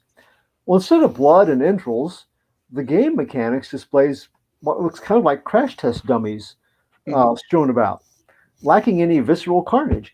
It's a distinctive attention-getting bit of rendering, and as the reader experiences a "what in this panel's not like the others" moment, one of the characters remarks, "Oh right, this game's for all ages," which mirrors the way a lot of games are presented. It's clever and it's logical, and it not only brings a chuckle, but it also models the level of creativity throughout. Writer Cindy Kep's love of puns is not wasted either. Each game chapter has a title, and each one brings a smile. If you've always appreciated the punny names of module selections or adventures in tabletop or computer games, these feel perfectly appropriate, right down to having one player groaning about them a little bit. There are a few times when a second read is required to ensure the source of commentary, whether it's the AI or the player character or an NPC. With this kind of story, that is nearly inevitable, and it only occurs twice for me. Neither instance dragged the story to a halt for me. Cruz forgoes attribution arrows from his word balloons in a few panels, and that might be a habit best avoided. Even so, the dialogue was distinctive enough. It wasn't difficult discerning which character was speaking this time, but as the cast expands, making certain that the guesswork is removed might be a good approach. It's hard imagining a first issue, though, giving readers more necessary components for story foundations any better. Maybe by increasing the page count and making it a double issue, that would have been better, but that would have cost more, of course. And while worth it, this premiere satisfies and it leaves you more than ready to continue on. You want more. It speaks in a voice multiple generations of readers, grade school to adult, will understand and appreciate. And even though it deals with robo-zombies ravening across outmatched Middle Ages populaces, the emphasis is on action and not violence. Most attractive of all, the reader feels like they've not only read a fun comic book, but also played an enjoyable game session. In that way, Animal Eye #1 delights on every level that it traverses. My score on Animal Eye #1 is 7.5 out of 10.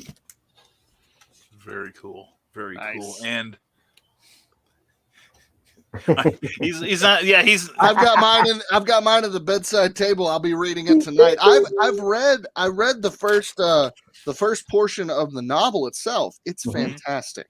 It's so good, so well done. And Cindy has been on Clever Title Pending before, talking about, essentially how you don't have to use vulgarity, you don't have to use, a lot of violence to tell a good story.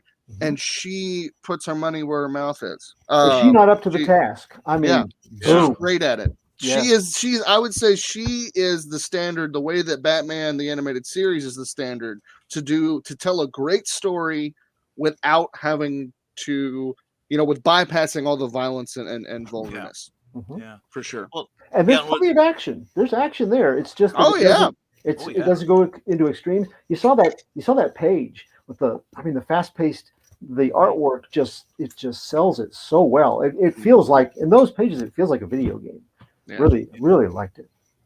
Yeah, and Roll did a great job on that one page you showed, Clyde, where it was kind of like a, moving like this down the page, but he led your eye to the next panel. That takes a lot of talent. That's the sort of thing that a Kirby or a Ditko usually can do. And kudos to Raul Cruz for that. But, and I have to say, in all seriousness, I cannot review this book because I helped Cindy with the script. And I say helped in that I gave criticism to her scripts. But when she showed me the second draft of this one, I gave a couple of comments and said, the next draft, show it to your publisher. Well, when she sent the script to me, I didn't have anything to say. I had like one thing. I was like, this is great. Yeah. So, I have bought comic books from, small and big companies and spent more. This is a $3.99 book, right? Worth every cent. But I have spent $4.99, $5.99 this year. I think one time maybe $7.99 on books that I enjoyed infinitely less. Yeah. So kudos to you, Cindy. I thought from the preview, I had high expectations, and you did not disappoint. So yeah, well done, Cindy. Definitely. And also the fact is, the original novel of Animal Eye, available now on Amazon and from bearpublications.com. Hashtag always promote your friends. It's over 700 pages long. Wow. And when she said, "This is ambitious," she told me I'm going to adapt this 700-page novel into 6 issues, and I'm like, "Oh, are you now?" And she's like, "Can you teach me how to write comics?" I'm like, "Oh crap!" I felt like Morgan Freeman in The Dark Knight. It's like, well, good luck. Exactly. She doesn't need it. She's really good. So, my God, yeah, she nailed the form. She knew the exact moments to pull and what to ignore, because you can never have like a dead-on adaptation of almost any book. So anyway, Cindy, we are so proud of you. I think I speak for all of us. We are super, super proud of you. And she started out the review with, yay! It's like finally that idiot with the fez will stop teasing it. We've got Comics Talk with Pops Van Zandt. Hey, yo, good to see you. Jake Twister says hello. And Comics Talk with Pops Van Zandt says Animal Eye is the next book I'm going to read, top of my stack. You will not be disappointed, my friend. And Rick Bradley says, go, Cindy. I have my copy and we'll be reading it soon. And Brian Hawkins hasn't read his yet, but it looks interesting. And Cindy, you deserve every bit of praise you got. You worked hard for it. And Ace Bonnie says, good evening. How's the train wreck? I mean, show. He knows us all too well. Ace, we're glad you're here, buddy. So, well done, Cindy. Well done. Seriously, very proud of you. And wish that all comics, period, not just independents, but that they're this good and had this much care and skill put into them. So yeah, a lot of us could be learning stuff. So anyway, we had a question at the top of the show. Let me see if I can find it, and I hope you're still here, Ryan. Let's see here. Here we go. He got his t-shirt. He's got some other comics. Good for him. Okay, here we go. And the answer is yes. Good. See, and he enjoyed it too. There we go. And he had another one, I think was, let's see, what time was that? I wrote down the time signature on that. 7-something. 7:21. That was it. Thank you. Almost there. There we go. Okay, Ryan Permisson has one. This is I think it's within the scope of the show. If someone has an idea for a comic, where should the writer look for an artist or team to bring the story to life? I'm with Clyde. Yeah, right. Everyone, send your. Don't do that. I've already picked up my one extra gig this year. I'm done with that. Yeah, he probably doesn't even have time for me. But anyway, no, there are put out a call on your page. Yeah. And get, know what you want. How many pages are you wanting for your comic plus cover? What genre is it in? Can you give them a pitch to maybe get them interested? Because I hear stories sometimes of some people who want to get like a credit so desperately and then find out they don't want to draw that comic, or it wasn't exactly that was it was sold to them as. I think Varian Grant has a story about a lady who illustrated a comic for someone, and the pay was really, really good. And then she was getting I think she was getting the script pages a little at a time. And then she found out it was veering into genre territory she was incredibly uncomfortable with. No. Yeah, we'll leave it at that. But furries? Dino porn? No, we love furries. Hi, Skunk, if you're watching us. Skunk Rocker, if you're watching us, you are loved. Don't forget, Stupid O'Clock tonight at 9 p.m. Eastern Time. Skunks are love. Hashtag Dino porn, Brian. Bring it back. That's right, Dino porn. We need our Dino porn desperately. But no, also there are various pages on Facebook where aspiring artists are looking for work. Also go to conventions. If you go to a comic convention, look at the samples people have. Now, don't judge them by pinups. No. You need a sequential artist. You need a sequential artist to, just like these two gentlemen down there that are so good at it. I was going to add, Ryan, be sure, essentially ask for, when an artist pops up and they're like, I'd love to work with you, and they seem really nice and they seem really cool, be sure to have that they have some kind of resume. Mm-hmm. Be sure that they have worked on things before, that they have completed. That is huge. Mm-hmm. Ask for references with other writers, with other teammates. And, because if you're a good artist, you're pleased to give your references. That would be great. Yeah. And if you're a bad artist that doesn't deliver, you don't want to give any references. Right. So from right the get-go, if they say no or they ghost you after you say that, you've got your answer and you move on to the next person. Yeah. But yeah, I think putting it out there on social media saying, hey, I'm looking for an artist to cover this. put some, the basic details of what you're wanting, and then handle everything through private messaging. And before when you nail down an artist for your project, unless you know the person, like I wouldn't do that. I wouldn't do this with these guys here, but like if it's a person you don't know, have a contract written up. And if you need help, contact me, contact Brian. Really, probably any one of us can help you put a contract together that just kind of covers your butt and holds them accountable. So those are the best basics that you can go for. And just generally looking, hit up Instagram. I would say Instagram is probably the best place to go and just look at art. Go and find artists. If you find an artist, look at their friends list and start going through other artists on their friends list. And you'll be able to find a lot of people there. If you're interested, shoot them a message, see what happens. And then on Facebook, put that out there as well. And there's a lot of Facebook groups, like Brian said, where like there's like Louisville Cartoonist Society here in Louisville. A lot of cities have that kind of thing, that their artists are kind of together and promoting each other. Right. And also, if you also in your contract establish deadlines. Yes, that's very important, because you don't want somebody, like I worked with an artist one time, and I don't care if he hears this, because I've berated it. No, turn your headphones up. Not you. You're glorious, man. You're glorious. No, this is from a long time ago, before we'd even met. We'd worked together on one project, and then I gave him a deadline for the next one, which I knew he could meet. And he ghosted me for it got to the point where he was ghosting me.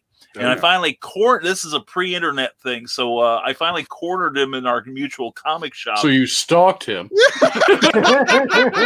Brian's like, I'm out in the bushes. You tell me where it is. Tell me where the artwork is. I prefer to think of it as lying in wait. But no, I asked him where, I basically asked him where the pages were, and he gave me a smart ass remark, and then I gave him mine, followed by the words, "You're fired." You may have to be an a-hole, but this is your book. This is your project, and you have to care. The trick is to find someone who cares as much as you do, someone who gets fired up by it, because they will meet the terms of your contract. But know your budget. Do pay your artists. Shut up, Eric. Or find lots of work for them. Now you can listen, Eric. Anyway, I take full credit for Eric. No, but no, seriously. Also, when you go to shows, or artists on the on Facebook or Instagram or wherever, if they can't do the work you're looking for, because of time or just not interested, which is not to be meant as an insult. Ask them if they know anyone who might be able to do the work.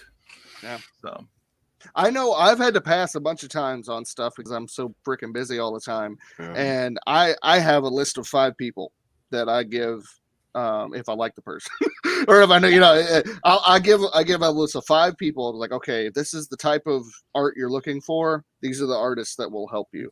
And most of the time they end up with one of the 5 people. Yeah. I'm surprised Brian didn't mention digital webbing. I was trying to remember their name, so I'm glad you did. That's how we met.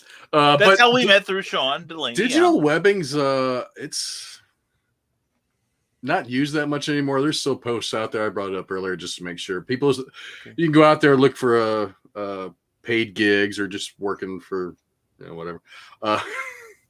But there's not as many replies as there used to be. Used to be like dozens of replies on every post that was on there. Facebook groups is definitely a good way to go. You're going to run into a lot of toxicity. As soon as you post something, people are going, especially if you put how much you want to pay, or if you want to pay an exposure, you're going to get attacked right away. I wouldn't even put pricing on the post. I just say I'm looking for an artist. But sometimes if you don't even put a price, you just want a free artist, blah, blah. I mean, just ignore the rest of the comments, and people that want some work will contact you. Brian mentioned Instagram, but also look at ArtStation. ArtStation has become real popular with artists lately. A lot of people are putting sequential art out there and pinups and all kinds of stuff. You could see all kinds of stuff they're doing out there. Deviant art. Deviant's kind of deviant. Yeah. Well, there is that. Yeah, You have to be specific in what you're asking for. You can go down that rabbit hole. That's also not as traveled as it once was. You know or what? Pencil Jack. I don't even know if Pencil Jack is still around. The Pencil Jack one. Honestly, it sounds bad, doesn't it? Get on Twitch. And Twitch, see what artists are creating sequential artwork and how often they post, how often they do those things. Keep that in mind. If you've seen a common theme, it's make sure you know the artist is going to do the job and sometimes you can only do so much, right? Well, but never, ever pay an artist up front. No, artists are. We're dirty people. We will take the money and run. I mean, that's what artists will do. I hate to say that, but everybody that asks me to do something for them, they say, "Oh, well, I can pay you that up front." I'm like, nope. When I get you the work, then you pay me. Yeah. See, I'm actually the opposite. We're giving a deposit. Yeah, you can do deposit. You could do that. Deposit and final when you get the pages done, stuff like that. But yeah. Some artists will take your money and run, and a lot of them are kind of skeevy. Yeah. Yeah. Well, another thing that just dawned on me, Jake, not Jake, but Ryan. I was thinking of Jake because I met him through IndieVolt. Watch networks like mine. Watch networks like IndieVolt or other, like from that's a small press publisher. He gets a lot of artists on his show, on Joe D. McPhee's show too. Trying to think who else. But anyway, watch shows like this or like IndieVolt on their channels. They're great channels, and a lot of people show off their work. Or Pops Van Zandt, especially. Pops Van Zandt has a full weekend of artists that go through your monitor screen showing off their work, and don't take a rejection, somebody saying, well, I don't think we can work with each other. Don't take it as a rejection, because there's a lot of factors like time. What are they working on now? Or maybe an artist doesn't want to work with another writer. And strengths, your particular strengths in different genres and stuff. Or you get somebody like me that I don't collaborate. Really. I don't. And it's nothing. It's just, I've only collaborated or attempted, to collaborate a couple times, and it did not work out. And so for me, I just don't. So if somebody says, geez, I was going to ask if you want to do a werewolf book together, but hey, always exceptions to the rule are in this room. So there you go. I've been very, very selective for the most part. It's usually Brian up there, and it just he's turned me off of so many other people. I've spoiled him. That's why. Well, when you get good people to collaborate with, then you know what it's supposed to be like. And then other people are like, bah. Brian's actually a little too lax to work with. I am, aren't I? I really am. It's like I get my 10-year-old comes out in me, and it's like, ooh, pretty pictures. Yeah, draw whatever you want. What the hell? But when I'm an editor, though, I'm a complete jerk. You've been pretty nice so far. I don't take a lot. Brian's I don't take a lot of stuff personal like that. I mean, some people will take stuff personally. I mean, I did. It's like, okay, well, good point. Like, nope, just ignoring that one. I recognize where the lines are. So no, and that's another thing. It is a collaboration, Ryan, and many's a time. And I have said this even when Eric isn't around, that I will give him a script and I'll have like the image in my head what it must look like, and then I'll look at his and I'm like, what was that doggerel I put on that paper? It's like, oh my God, this is so much cleaner and more efficient than anything I can come up with. Per script. There's been things I'm like, man, this would look better this way. Let me draw it this way and send it to him, see what he thinks. It's so funny. Scott Snyder and Greg Capullo, they had to figure. They talk about it on Fat Man on Batman, Kevin Smith's podcast back in the day, when it was just a podcast. It wasn't him and Mark Bernardin live with a studio audience. But they were talking, one day, friends, one day. They were talking about like just getting used to collaborating with each other, because Scott Snyder is very much a go by the script I write kind of guy. And Greg Capullo is I draw what I want kind of guy. And he'll go by the script as a guideline, but he's the artist, so he knows what will look better. And he told like Scott Snyder even said, he was like, look, he's like, I had to learn that Greg is a better artist than I am in my head. and he said, he's like, so many times, like, I've fought for a panel to look a certain way, and then Greg would be like, look here, just this is why I drew it this way, and he walks him through it, and he said, and he's like, yeah, Greg's right, this is why, this is how it should look instead of how it was in my head. So when you can get a good team like that, that's great. Like Neil Adams and Denny O'Neil, another great example of a really good team. And I got to tell you, I mean, if you guys saw my review of the Zombie World of Oz last week, these two are excellent together, and that's rare. It really is. That kind of collaboration is very rare. It is. It is, and believe me, I am grateful. Because I've had some collaborations that were like this, and that's why I don't work for them anymore. See, my collaborations haven't been like this. My collaborations have been like, hey, let's do this. Cool, let's do this. Well, Brian, what do you want to draw today? I don't know. What do you want to draw today? When I stray away from Brian, it gets kind of sketchy. Yeah. But yeah, most of the time, it is me writing and drawing, and I'm like, I mean, I'm up to on issue 4. I have almost 11 pages penciled. I still haven't written the script yet. You're doing, but I know what I want up here. It's really interesting, because this is when I was talking to my friend Steven on the Dashley Dingoes podcast on YouTube. Go check it out. #alwayspromote.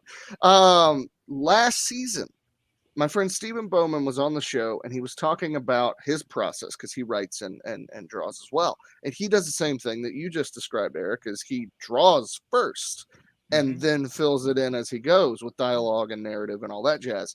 And that's when I discovered I am a writer first, because I write the entire script out as if I'm going to hand it to an artist. And then I take my writer's hat off, put my artist hat on, and curse the writer's name as I have to draw things that I don't want to draw.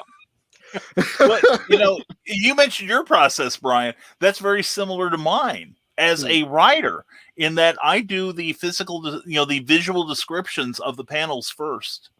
Now, I sometimes have an idea what kind of dialogue I want to have in there. Yeah. But I find that this gives my artists, Eric, and so on, more to work with.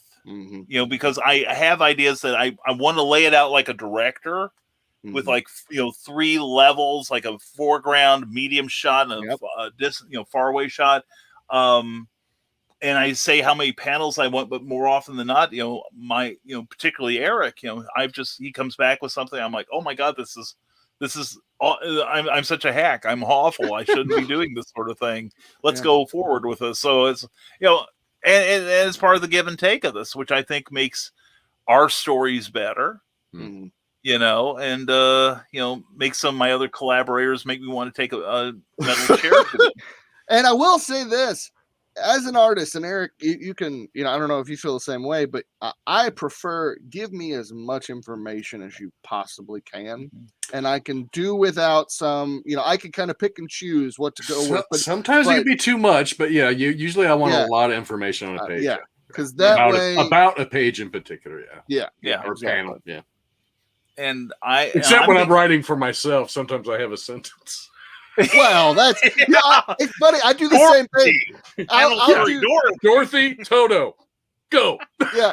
Well, like sometimes I'll just be like, I'll reference other movies and things like that, like in my like description, and it'll be just a sentence. It'll be like, make it look like this scene from this movie, and that'll be it, because I know exactly what I mean. Yeah. So in issue 2 of the Zombie World of Oz, I have Ozma on a cot in a cell that straight from Star Wars of Leia. Yes. And that's how I wrote it in the script. Yes. Leia, Star Wars.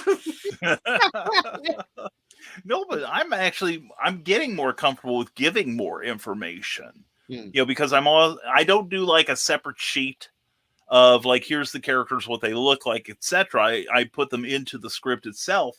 I'm not going to list like the spine, what's on the spine of every book in the bookshelf, 400 feet behind them that you'll never see the names of. But I find that a number of artists ignore in their own work, like body language, how to make the, especially in a scene where you're doing your backstory, where you have people, you want them doing things. Like right now I'm gesturing because I'm Irish and I can't talk without my hands moving.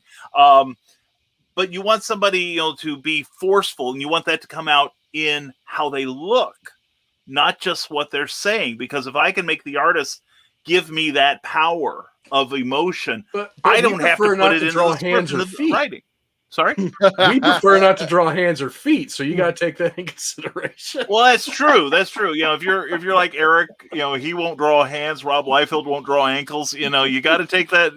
But that's a nice thing, though, is I can take Eric's strengths into account because I'm familiar with his work.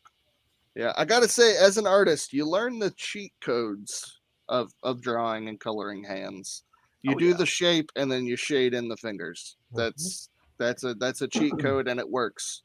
And I see like top tier pros doing that, like people who are, been making comics for 20 years. They're sitting there, there's no hand there. That's just a blob with some color, and it looks like a hand. That's Well, you draw basically. You try to draw as much as the back of the hand as possible, where you don't have to show the fingers.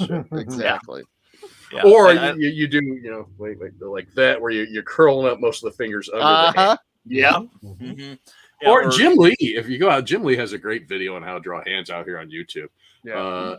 It's not under his channel. I don't think he has a channel on YouTube. It's VZA or something like that. You can just search for it. Just type in Jim Lee hands. Basically says to draw the hand like a pentagon, with the middle finger being the tip of the pentagon. Then you go out from there. And I reference that quite often.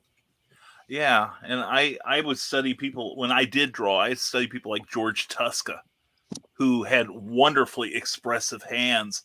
Or if I had to draw a hand, I might draw like the basic round shape and then like a radius for the knuckles. Mm-hmm. And then just kind of fill in where I need the fingers to be. Or like Eric, I just wouldn't draw the damn hands at all. And would always write, okay, no hands, so that sort of thing. Or thing. Everybody has real long sleeves that go past their hands. Yeah, or something's in the way. Yeah, it's there's little tricks, there's a little larceny and everything. You could also just take pictures of your own hands and scan it in and trace it. There we go. Well, I did this pre-computer days, so it was like when we put them up on the cave walls. But anyway, Ryan, we hope we've answered your question and all that, and hope we gave you a little bit of help there. And there's all kinds of places to look for an artist. Just get out there and look. You'll find one. Might not be a good one at first, but you'll find one eventually. Yeah. There we go. So don't give up, Brian. And if you have any questions, you know who to call. And let's see. Wait, no, sorry. Yeah, I'd call them. Don't call us. Anyway, but no. And Donna Carlene congratulates Cindy and Charles Millhouse. Charles F. Millhouse, along with Bobby Nash, will be our guests on Clever Title Pending this coming Tuesday night. Expect another 4-hour episode, and I will love every minute of it. It's going to be great. Cut. The director's cut on Clever Title Pending, my God. Anyway, great review, Clyde, and congratulations, Cindy.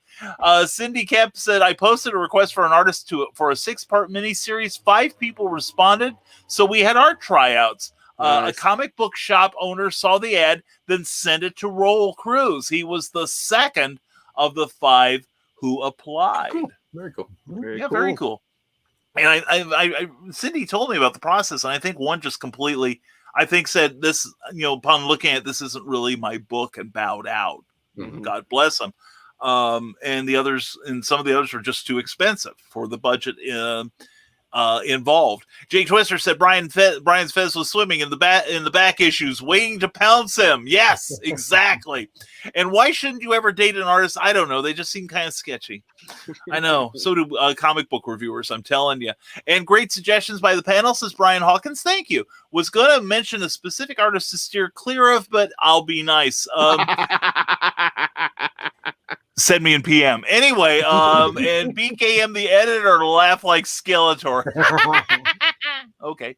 And Brian Hawkins, just don't want your book to have a delay in coming out, a long delay in some instances. That's true. And that's why more people now, Ryan. Delay would be the last name of a specific artist who's very late in crowdfunding projects. Oh, yes. Then we'll also... Is he the one that steals your art? Your project too? I think so. What? Oh. Yeah, we'll talk about this sometime. Okay, yeah, we'll talk about this in the after show. Don't you all wish you were here? Anyway, we've given some things to look out for, but definitely if you can afford it, try it. Even if you have to pay them incrementally, get all of your art and everything done beforehand, and then use your crowdfunding campaign to reimburse yourself, if at all possible. Yeah. So Cindy Cap, especially in the action scenes, what I described is not necessarily what Roll drew, but what he came up with worked so much better. See, see, and you may have your art partner there, Cindy. I would definitely keep him in your Rolodex. And Carl Wisman, well, I must go patronize Stupid O'Clock. Great show, Carl. Thank you for being here, my man. And Ace Bonnie's going to follow him there. Gentlemen, glad to have you on here tonight, and hope you enjoy the show. I'll be over there when I can. And Nicholas Anthony Tockard says, well, glad to hear the game is getting into people's hands. I'm eagerly awaiting mine. I'm hoping it'll come in the next few days, because I did sign up for your game, sir. And anyway, also check out Nicholas Anthony Tockard on the Historical Fencing Guild every Friday night at 8 p.m. Eastern, 7 p.m. Central Time, part of the Rising Tide Broadcast Network. So I think that's it. Well, before we wander off, yes. I say the three of you, I'll bow out here. Which one of you is going to review Batman 89 next week? Okay. There can be only one. Yeah. He is not the Superman 78. What? How surprised are you? Did you just see that? What? I pointed up. She's biting me. She's got a hole. Get off of me. The cat is like, I'm reviewing Superman 78. You ever do this right above her head? Now, if they ever come up with Shazam 75, I volunteer for that one. Okay. Oh, that'd be fun. Oh, man. I'm not even sure what's coming out next week besides Batman. Nothing else matters, Eric. And if it doesn't show up at his comic shop, I call the fire department now and tell them to be on standby. Oh, I'll be flipping tables like Jesus. It'll be great. Yeah. Oh, yeah. It's some righteous anger. That's right. For those of you in the audience who aren't into that, we'll explain later, just like Stephen Moffat does. So I guess this is probably we've had a good discussion. I think it's time that maybe we wrap this thing up. What do you say, guys? I think it's all a right. good idea. So Eric's got a drawing show he's got to get to too. So what are you drawing? Well, you can tell during your segment. Tell you what, let's start with Brian, then Eric, then Clyde, and tell everybody how they can keep up on your awesomeness. Well, I am, as usual, Brian Rodman, and I have issues, folks. Lots and lots of issues. Lots of issues of Memoirs of an Angel. It's a horror fantasy comic book series. It's fantastic. And we're about to launch issue 8, and I'm going to tell you when next week. Ooh. So I'm also wrapping up the Nebulizer. I'm going to finish that up this week, and that will be out to backers. The digital copy will be out next week, and then we will be sending it off to the printer to then ship in a 2-week turnaround this month. So we got a lot of fun things going on. To catch up with all my shenanigans, follow me on Facebook, Instagram. You can go to brianrodman.com and find all of my different shenaniganery there. It has links to all my social media, my Patreon page. Also, I am 1/3 of the Dastardly Dingoes podcast. So head to YouTube, type in, do the typey types, Dastardly Dingoes podcast, with a show about all things nerdy. We interview folks. We talk about movie reviews. We do nerd news.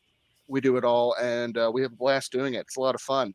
So you'll probably see some of these faces on the show this season coming in a few weeks. So stay tuned. Thanks for having me on the show, Brian. As always, it was wonderful. And say bye to Luna. Bye-bye, Luna. Bye-bye. Luna. Bye, Luna. She's so mad at me right now. Actually, she's not. She's a little sweetie. Well, before she just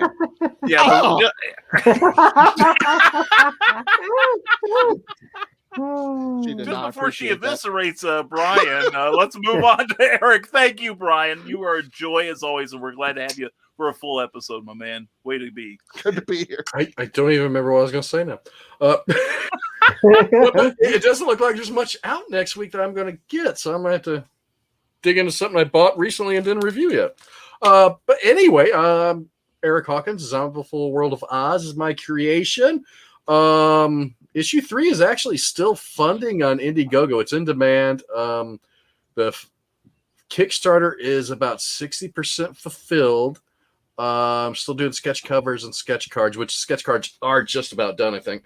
I got stacks and stacks of boxes to take to the post office this weekend. Other than that, you can find me on all social medias. Just look for my name. That's pretty much it. And tonight on Drawing Court Fan Edition, or we call the Ultimate Edition, on Chester Busby's channel, which won't be for everybody. I'll tell you that right now. Easily offended, don't go there. But we are doing cartoon characters mashed up with superheroes. So like Hanna-Barbera and what. So I think I'm going to draw Fred Flintstone as the Hulk. Dude, I almost said Fred Flintstone, but I was going to say Superman. Oh, man. That's awesome. Definitely tune that in. That sounds great. Thank you so much, Eric, as always, my man. And here he is, the gold standard, Mr. Clyde Hall. Clyde, tell everybody how they can keep up with your adventures. Hi, I am Clyde Hall. I am an elder statesman of geekery, and I've been involved ever since I was a kid in things, everything from collecting vintage toys to being into the pulp genres. Talked about the Phantom earlier. Read Phantom as a kid. And now I work as a contributing writer at Stormgate Press with Charles Millhouse. And we have currently Pulp Reality 1 and 2 for sale on Amazon. Or you can go to www.stormgatepress.com and see all kinds of other material from Stormgate Press that's for sale. Pulp Reality number 3 is in the works. And I made a character called B-Man. His first story is in Pulp Reality 1, the award-winning Pulp Reality number 1. Second story is in Pulp Reality number 2. The third story will be coming up in Pulp Reality number 3, I believe, a little bit later this year. So check us out there. You can also follow me on Facebook. I have Radiating Positive Vibes with author Clyde Hall as my site. I'm also on there just as Clyde Hall. So you can send me a friend's request or find my site, my writing site there, or you can follow me on Twitter at CJHall1984. Excellent. Thank you so much, Clyde. As always, you are awesome.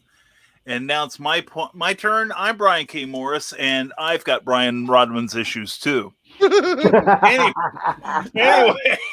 and I'm proud of it. But no, I'm Brian K. Morris, independent publisher of books and comics, freelance hybrid author. I write a lot of comic books. I do a lot of broadcasting, and I'm a former mortician's assistant and for an award-winning playwright. And I actually am an award-winning writer now, thanks to Pulp Reality number 1. Yay. I heard just like Luther at the end of Mission Impossible, the original movie. It's like, I don't know how to deal with being respectable. But anyway, if you want to follow me, you can go to risingtide.pub, and hopefully very soon, we're going to have a brand new look for that. Damian Waldron is working with me on a brand new look for the site, and I think you're all going to love it. I know I do. And, it's like when I collaborate with Eric, it's like, huh. But anyway, we've got that. Also, our books are available on Smashwords and also on Amazon. So please check us out there. Also, check out the Rising Tide Broadcasting Network, because we've all got all kinds of cool cool broadcasting going on. And also check out our Patreon page where we have a bunch of stuff that the general public won't see. No, it's not that stuff. But no, Works in Progress, our weekly blog, which I've got to write tomorrow, that I just remembered for this week because I think I forgot it last week. Oops. But anyway, we have a number of rewards for your direct financial participation in keeping this show and other ventures alive. So please check us out on www.patreon.com and discover what we're up to from there. And also we want to thank our usual sponsor, Plasma Fire Graphics. Plasma Fire Graphics, when the look of your book matters to you.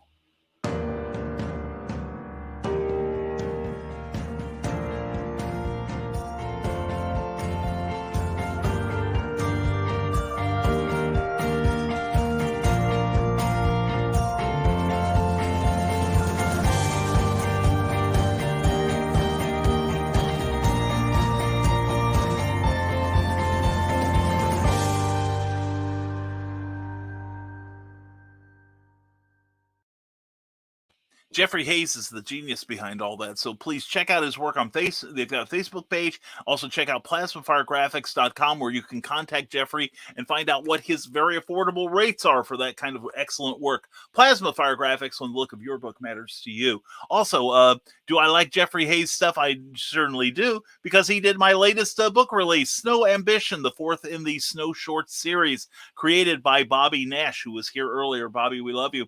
And it's a one-shot, quick read crime thriller.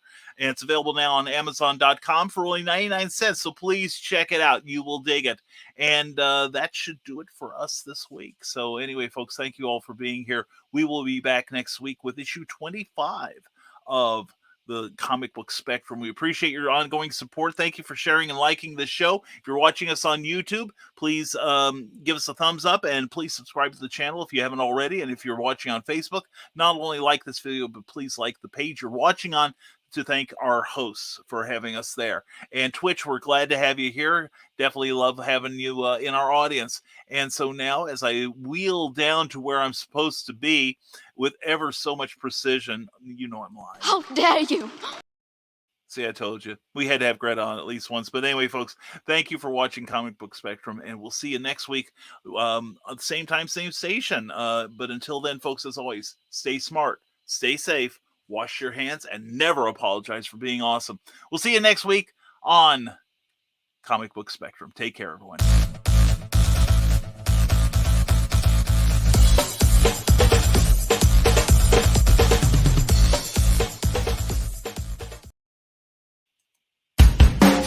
Thank you for watching Comic Book Spectrum, a Rising Tide Broadcast Network production. Please join us next week for another look at comics, past, present, and future. If you enjoyed this, please give the show a like and be sure to subscribe and share it with your friends. To receive our free monthly newsletter, go to www.risingtide.pub and be sure to give the Rising Tide Broadcast Network page on Facebook a like in order to receive news about upcoming shows, including Clever Title Pending, Stupid O'Clock, Clever as Hail, Comics Chaos and Sass, Tidbits and Scribbles, the Historical Fencing Guild, and never mind the Furthermore. See you next week.